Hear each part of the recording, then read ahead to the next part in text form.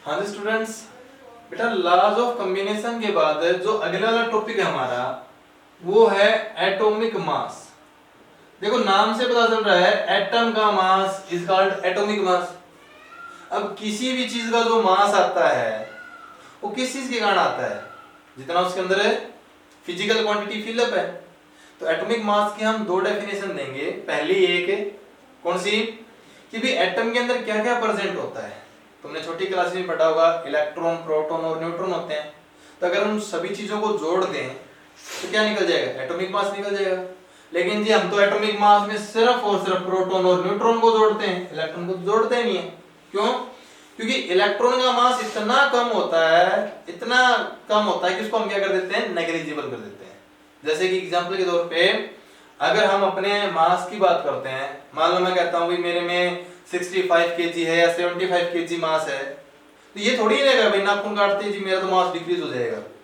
भाई मेरे मास के कंपैरिजन में ये नाखून हो गए या फिर ये हेयर हो गए, इनका मास क्या हो जाता है, बिल्कुल नेग्लिजिबल हो जाता है। सेम उसी तरीके से जब हम एटॉमिक मास निकालते हैं तो किसके इक्वल होता है वो भाई, number of proton plus number of neutron की।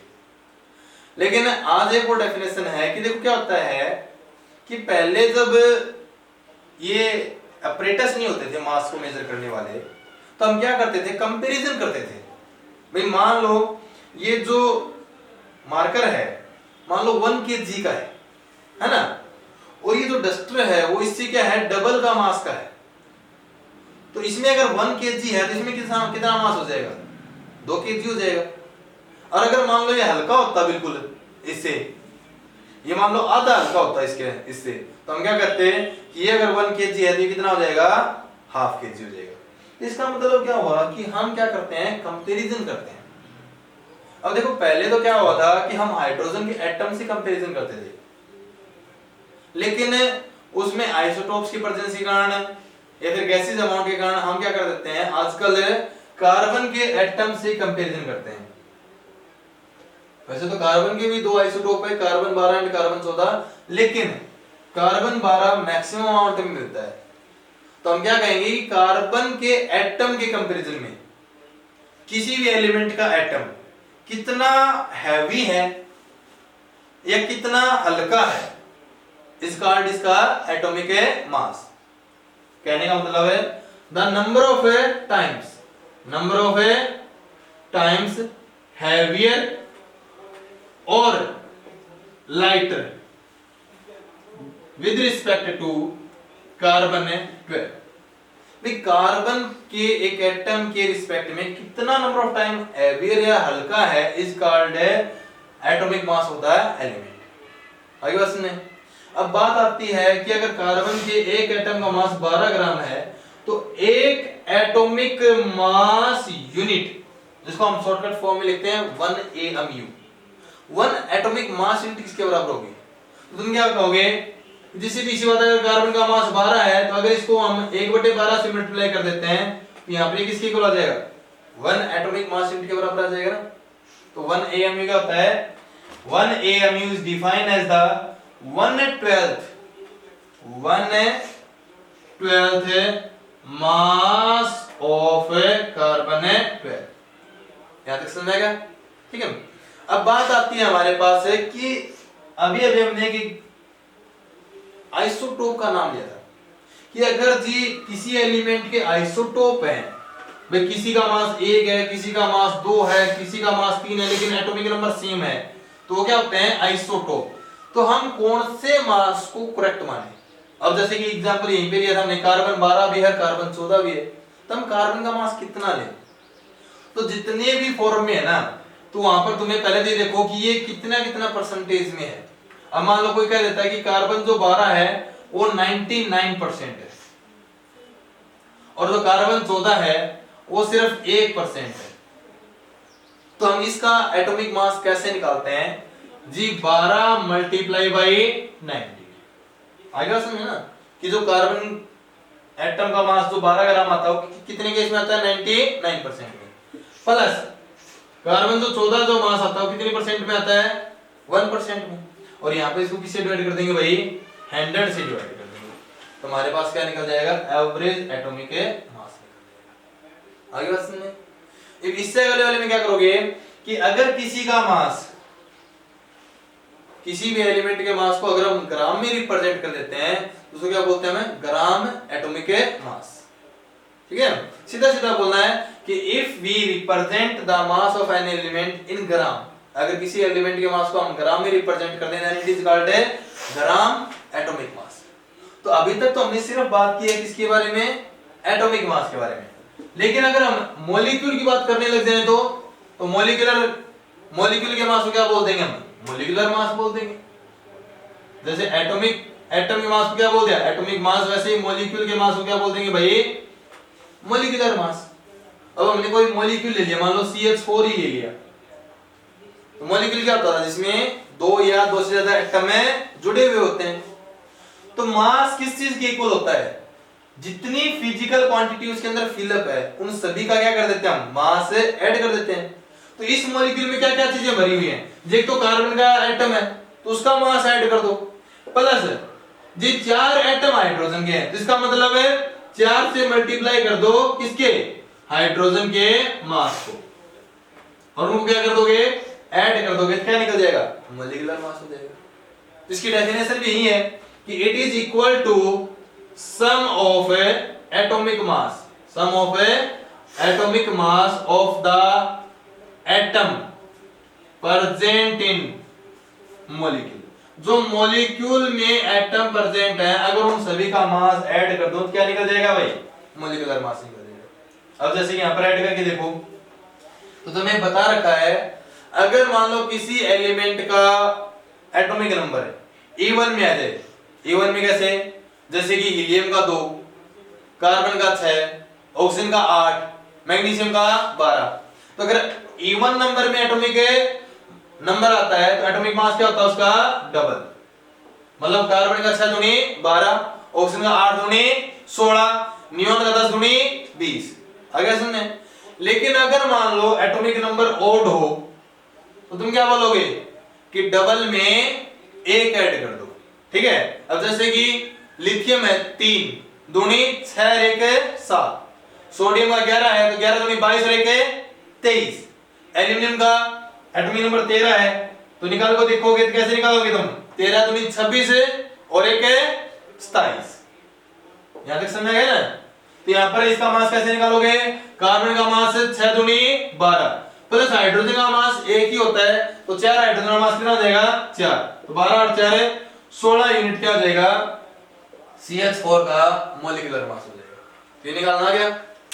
अगर मान लो किसी भी मॉलिक्यूल के मॉलिक्यूलर मास को ग्राम में रिप्रेजेंट कर दें तो उसका क्या नाम हो जाएगा भाई, ग्राम मॉलिक्यूलर मास हो जाएगा, है ना। अब बात आती है, अगर ये चीजें समझ में आ गई ना तो मोल कॉन्सेप्ट। देखो मोल कॉन्सेप्ट क्या चीज होती है, नाम सुना होगा 1 मोल। तो हम जब हमें 1 मोल को डिफाइन करना हो ना तो एलिमेंट के लिए अलग डिफाइन करते हैं, कंपाउंड बोल दो या फिर मॉलिक्यूल बोल दो, कंपाउंड के लिए अलग डिफाइन करते हैं। 1 मोल के अंदर 6.022 इंटू 10 की पावर 23 एटम होते हैं, वो चाहे किसी का भी मोल। जैसे कि आपने एक डजन का नाम सुना ना, दर्जन, ठीक है भाई, ज्यादातर आप कहां पर सुनते हो, बनाना लेते टाइम, लेकिन ये कभी नहीं सुना होगा कि जी हम जब एप्पल लेते हैं, सेब लेते हैं तो दर्जन का नाम कभी नहीं लेते। लेकिन अगर तुम वहां पर दुकानदार को बोल देते हो कि जी मुझे तो 1 डजन ही एप्पल चाहिए, तो मना थोड़ी करेगा, नहीं भाई भाग जाए ऐसे कि मैं तो किलो में देता हूं, दर्जन में तो देता ही नहीं। वो क्या करेगा, 12 सेब उठाकर तोल के आपको दे देगा। तो दर्जन किसी के आगे लगा दो, चाहे वो बुक्स के आगे लगाओ, चाहे बनाना के आगे लगाओ, चाहे एप्पल के आगे लगाओ, चाहे किसी के आगे लगाओ, उसका मीनिंग कभी चेंज नहीं होता ना, उसके अंदर 12 ही चीजें रहती हैं। उसी तरीके से 1 मोल का मतलब क्या होता है, 6.022 इंटू 10 की पावर 23। एग्जाम्पल बोल देता हूं मैं तुम्हें, मान लो तुम्हारे पास एक तो है 1 मोल ऑफ सोडियम जिसका एटॉमिक नंबर 11 है, और एक है तुम्हारे पास 10 मोल ऑफ हाइड्रोजन जिसका एटॉमिक नंबर 1 है।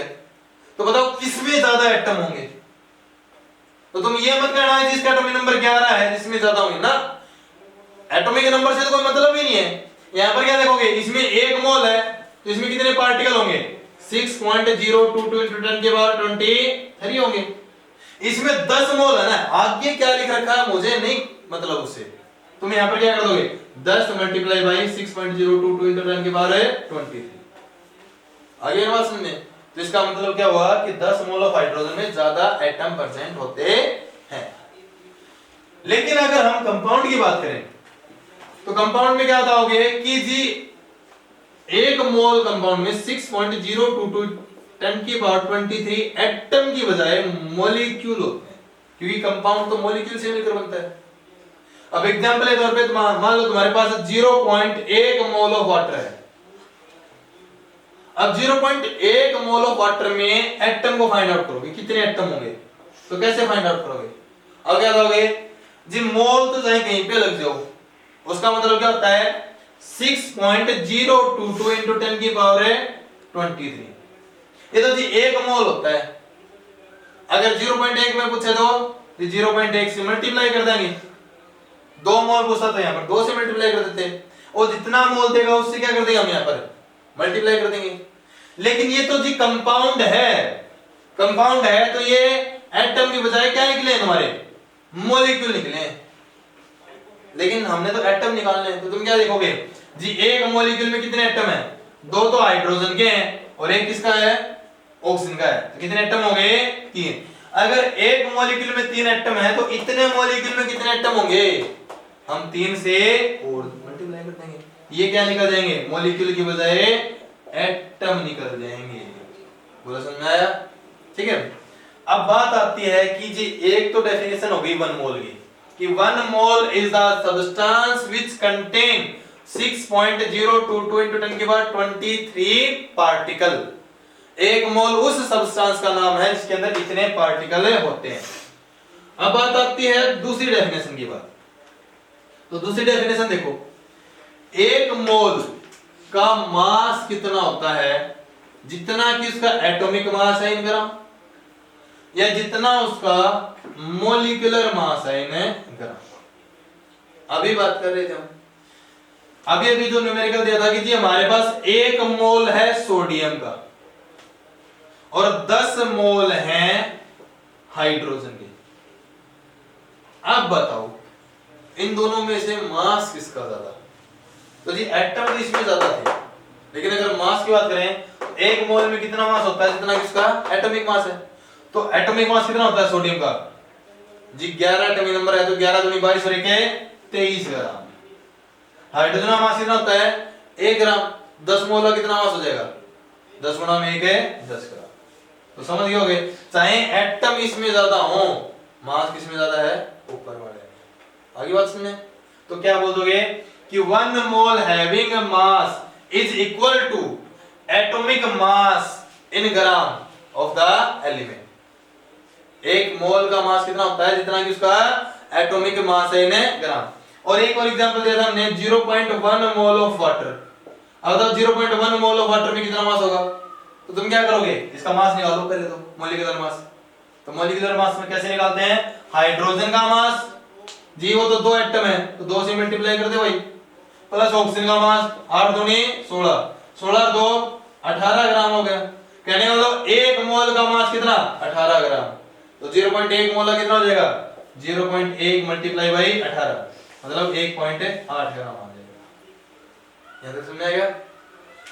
अब बात करते हैं हम तीसरी डेफिनेशन की बात, कि जी 1 मोल का वॉल्यूम कितना।